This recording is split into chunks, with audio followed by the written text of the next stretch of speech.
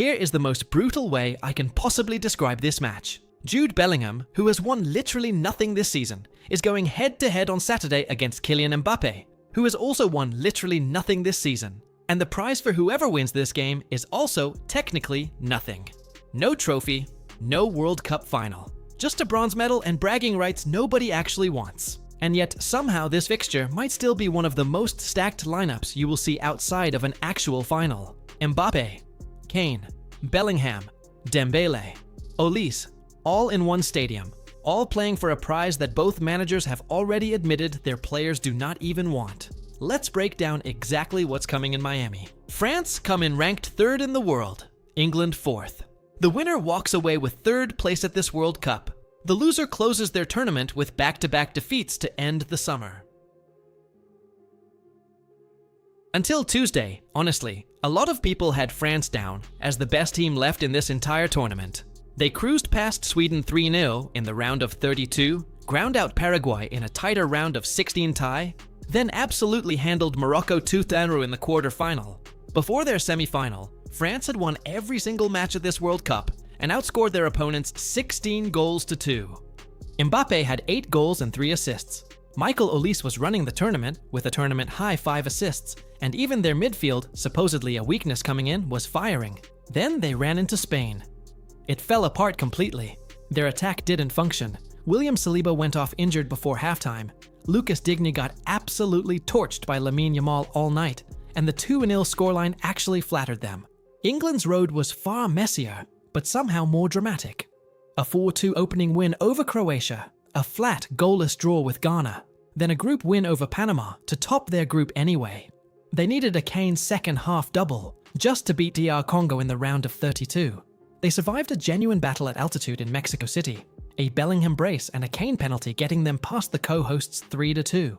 Then a comeback win over Norway in extra time in the quarterfinal, Bellingham again the hero. And then Argentina happened. England led through Anthony Gordon deep into the second half, only for Tuchel's own substitutions to cede all the momentum, and Argentina scored twice late to end their World Cup 2-1. Thomas Tuchel didn't even try to dress this up. He came out and said it straight. None of our players and none of the French players want to play this match. They want to play the final. We gave everything to achieve that. Everyone plays to win the World Cup. But that's how it is. He also flagged something practical, saying England have one less day of recovery than France, but they'll approach it with professionalism regardless. That is about as honest as a manager gets before a game. Nobody's pretending this is anything other than a consolation prize. And this is exactly why rotation is the biggest storyline heading into Saturday.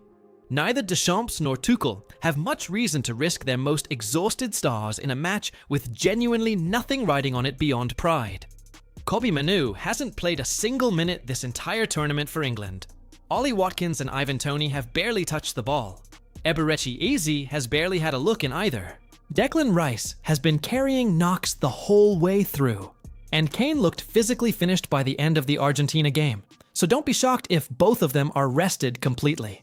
On the French side, expect to see faces who've barely featured across the previous 7 matches, names like Ryan Cherki, Marcus Thuram, Magnus Akliouche, N'Golo Kante, Warren Zaire-Emery, all likely to get real minutes here. The football experts are projecting a heavily rotated look for both sides. For France, a back 4 of Hernandez, Konate, Lacroix, and Gusto protecting goalkeeper Samba, with Kante and Zaire-Emery holding in midfield, Thuram, Cherki, and Akliouche just behind, and Mbappe up top as the one undisputed starter. For England, a back 4 of O'Reilly, Byrne, Chalobah, and Spence, in front of goalkeeper Trafford, Anderson, and Mainoo controlling midfield, Rashford, Eze, and Madueke supporting, with Watkins leading the line instead of Kane. Basically 2 heavily changed lineups, but built around the 2 guys who actually have a reason to still be desperate. Which brings us to the real subplot of this entire match. This is the one thing that could make both managers reconsider resting their biggest stars. Mbappe sits on 8 goals, level with Messi at the very top of the entire tournament's scoring charts, but Messi currently holds the tiebreaker with 4 assists to Mbappe's 3. Mbappe is also sitting on 20 career World Cup goals, just one behind Messi's all-time record of 21. There is a real chance Mbappe plays every single minute of this match purely to chase both of those numbers down. Behind them, Kane and Bellingham are both on 6 goals apiece. England's 2 most important attackers all tournament, each with a signature brace already to their name this summer. Kane's coming against Croatia and DR Congo. Bellingham's against Mexico and Norway. Mathematically, both of them are still alive for the Golden Boot too. They just need a big night in Miami and a bit of help elsewhere. This rivalry actually goes back further than people remember.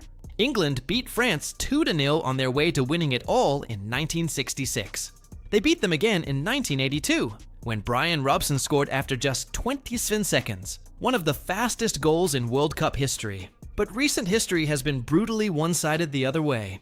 Their last World Cup meeting was the 2022 quarterfinal in Qatar, where France won 2-1, Kane scoring 1 penalty and missing a second. Gut-wrenchingly late in that game. Add in Euros meetings and friendlies, and only one of the last 9 encounters between these two nations has gone England's way.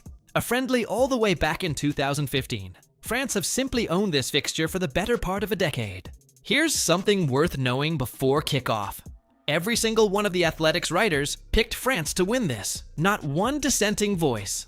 Predictions ranged from a tight 2-0 all the way up to a wild 4-2, with most landing somewhere around 3-1 in France's favor. The reasoning kept repeating itself too. France's overall attacking numbers this tournament are actually the best of any of the 4 semi-finalists. More shots on target than anyone, more take-ons than anyone, and the highest expected goals total in the competition. England, by contrast, have looked physically drained for close to 2 weeks straight. And that fatigue was arguably the actual difference in the Argentina collapse. So here's where we land. 2 teams who wanted so much more than this. 2 superstars playing for individual pride more than anything collective. And a French side that on paper should have more in the tank even with heavily rotated XI. Does England finally get 1 win in this fixture, after nearly a decade of getting beaten by France?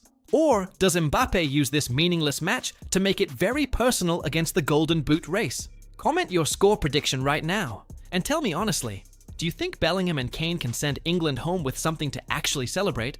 Or is this French front line about to make Miami feel exactly like Qatar all over again?